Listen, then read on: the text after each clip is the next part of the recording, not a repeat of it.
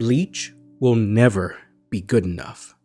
That is a bittersweet fact of life. On Monday, Bleach dropped its 6th episode, featuring the climatic battle between Yamamoto Genryusai and Yuha Baha. With it came an outpouring of opinions from all sides of the internet. The level of talent featured on this episode was so great that non-Bleach fans who were just genuine fans of Sakuga turned in to check it out. But I'm here to tell you that no matter who was on these episodes, call on the services of Toei Animation's ace Naotoshi Shida, go grab Yutaka Nakamura from Studio Bones, get Shingo Okiso, Teruyaki Tokumaru, and have the animation be directed by Hiroyuki Yamashita, and it will still not be good enough. Not for those who are not interested in being pleased or satisfied by anything coming from Bleach. That is what has transpired here in the fallout of the episode. When Bleach was building to its release with the trailers, all we ever heard was how the trailers were not showing any motion or Sakuga, and Bleach fans rightfully stood their ground stating that those moments were rightfully kept out of reach to not give too much away. And then it was about the direction of the show. Taguchi's style is too different from the first iteration of Bleach. Where's the light on the colors? Everything has rim lights, I can't see a thing. Bring back Noriyuki Abe and let him do Bleach in the same light as a Fullbring arc. That's what I prefer. The opening is too generic. The pink background of the opening is weird. They spoiled the contents of the show in the opening. The pacing is too fast. The character dialogue missed some lines I wanted to hear. They skipped and rearranged scenes from the manga and I wanted to see it. The art looks dodgy in this scene. I don't like the striking colors. I don't like how the director's handling the show. Where's the Sakuga? Everything is so stiff. Bleach is just Record of Ragnarok 2.0. It's a worse adaptation than what we had before. There's too many speed lines.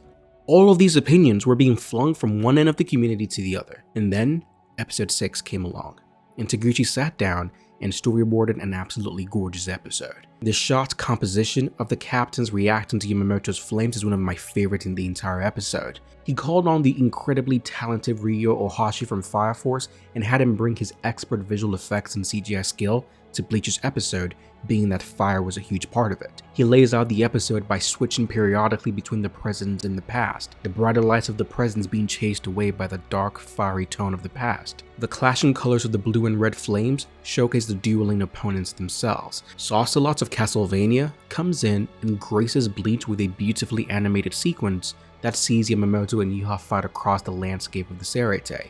The smooth transitions in the camera and hair movement gave the scene a tasteful Castlevania-esque feel. After Yamamoto activated his Bankai, the color grading for the episode completely changes and everything feels bright and hot. It appears as if a star has been summoned onto the Serete itself. Flowers were burning, water was evaporating, ice was melting, throats were drying up, and lips were cracking. Yugen RB kicks in to animate Yamamoto's Bankai as he breaks open the ground and clashes with Yuha in the skies above the city. The smoothness and fluidity of the movement offered fans an immersive combative sequence that lived up to its expectations. The outpouring of Yamamoto's fires were simply overwhelming, and you could feel the weight of the power bearing down on Yuha Baha. His very feet burned to the ground beneath him, and with every step, you could hear the smoldering effect of melting concrete. Yuha Baha defiantly summons his defensive technique in a very Yamashita-esque sequence, but his plan is foiled by Yamamoto's summoning of the dead. Taguchi paints the entire world in a dark, dreary, hellish landscape, where brittle, blood-red skeletons rise to the surface and slowly make their way towards Yuha. The callback to the past continues to give weight and depth to the episode at every turn, as Yuha witnesses the faces of the men he once called comrades. At the climax of the episode, Kyukawa from Mushoku Tensei comes in to finish off what has been an absolute clinic of peak animation excellence, giving Zankan North the depiction it deserves, slicing Yuha in two. As Yamamoto enters Bankai, rain starts to fall and the amazing CGI team Taguchi assembles casts his signature rain over the area. The colors within the rain are incredibly muted, and we see a couple of Taguchi's signature shots where the camera looks down on the characters from above as the rain falls. Yamamoto turns to walk away when the barracks behind him explode amidst a cauldron of blue flames. The unique touch Taguchi gives this scene is in the way he handles rain. Rain is falling, and the color of rain is reflected in the attacks that are happening on screen. What that means is that the blue flames that erupted before reflect in the rain, making it appear blue as though the rain falling from above were truly blue, and that then becomes an excuse to have the rain act as particle effects for every shot. The hands of Yuha reach towards Stern Ritter Y, and I'm amazed at how Kubo-esque they look. The reimagining of Quincy Ryotsu is devilishly beautiful to behold, and as Yuha turns toward Yamamoto, we sense that something terrible is about to happen. After he steals Yamamoto's Bankai, the calm way he looks towards the medallion as he teases bringing Yamamoto's comrades to life sends shivers down my spine. He summons his sword and slashes the sky, summoning a gigantic bow that has a sword for an arrow.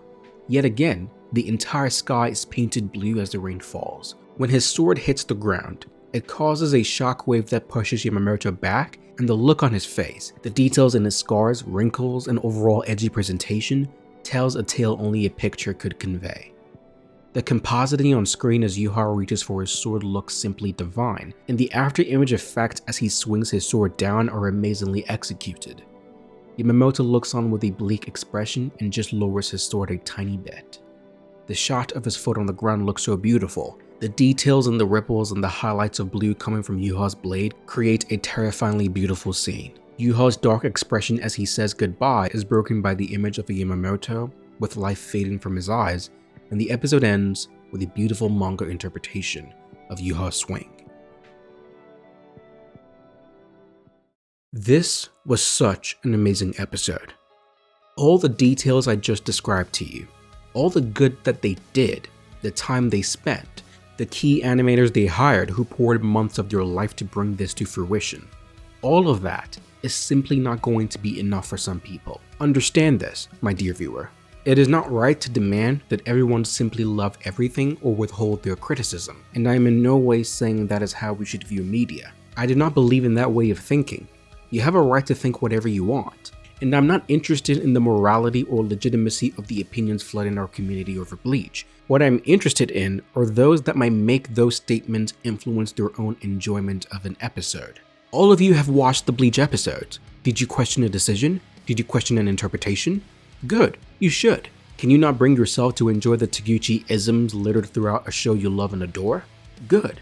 It is your given right to feel that way, and I will not take that away from you. On the other hand though, have you loved every minute of the Bleach anime? Have you enjoyed the changes they've made? Do you find joy in watching your favorite substitute Soiber fight Kilga in a green-tinted Wikamundo? Do you love and adore the new interpretation of Quincy abilities? Did you like the overly fluid animation? Did you marvel at the pacing? Are you enjoying the extra scenes spread across the season? You are? Then please, do not let the negative opinions of someone else diminish your enjoyment.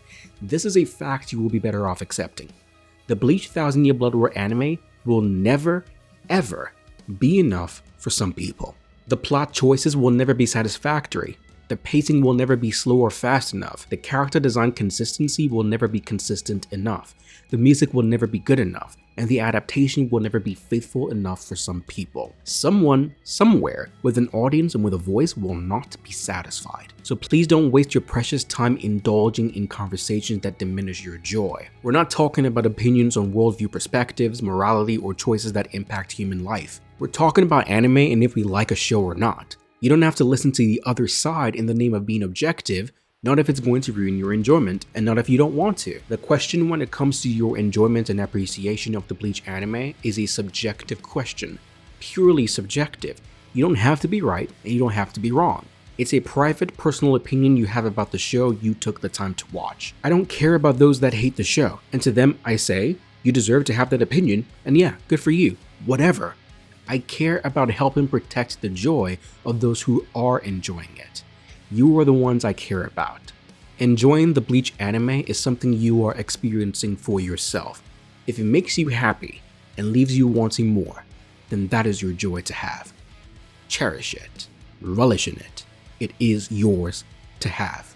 So guys, if anything, please take this message with you today. Bleach will never be good enough for everyone. But as long as it's good enough for you, that's all that ultimately matters. Like the video, comment down below, and subscribe. Until the next video, this is your boy Rebirth, signing out. Peace.